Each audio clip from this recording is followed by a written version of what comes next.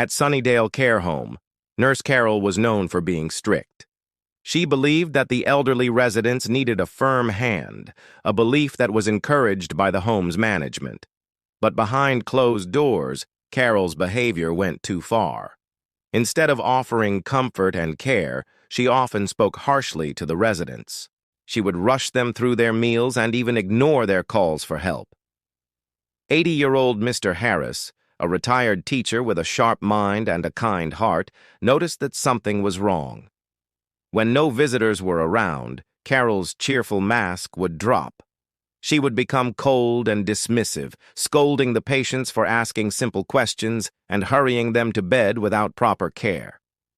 The residents became nervous whenever she entered the room, and their whispered complaints went unheard. One evening, Mr. Harris had had enough. He tucked a small recording device into the pocket of his sweater and waited.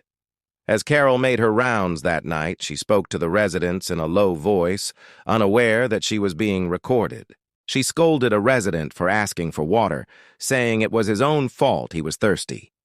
Then she hurried an elderly woman to bed, roughly pulling the covers up to her neck. "You're lucky I'm here to tuck you in," Carol snapped. "Some of us have more important things to do than play nurse." The next morning, Mr. Harris called the care home director and his daughter into his room. He explained what he had heard the night before and handed them the recording.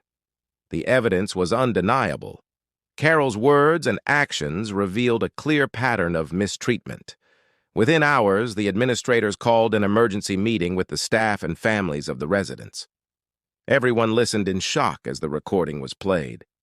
"This is not how our residents deserve to be treated," the director said firmly after the meeting. Carol was removed from duty pending an investigation, and a new staff member was hired to care for the residents. Over time, the wound of betrayal slowly healed, and the residents of Sunnydale Care Home were happy again. Mr. Harris was hailed as a hero for standing up for the other residents, but he remained humble. "I didn't do anything anyone else couldn't or shouldn't have done," he said. "I just couldn't stand to see those poor souls being treated so badly. We all have a duty to speak up against mistreatment, especially when those who can't speak up for themselves. And that's all for today's story. See you tomorrow."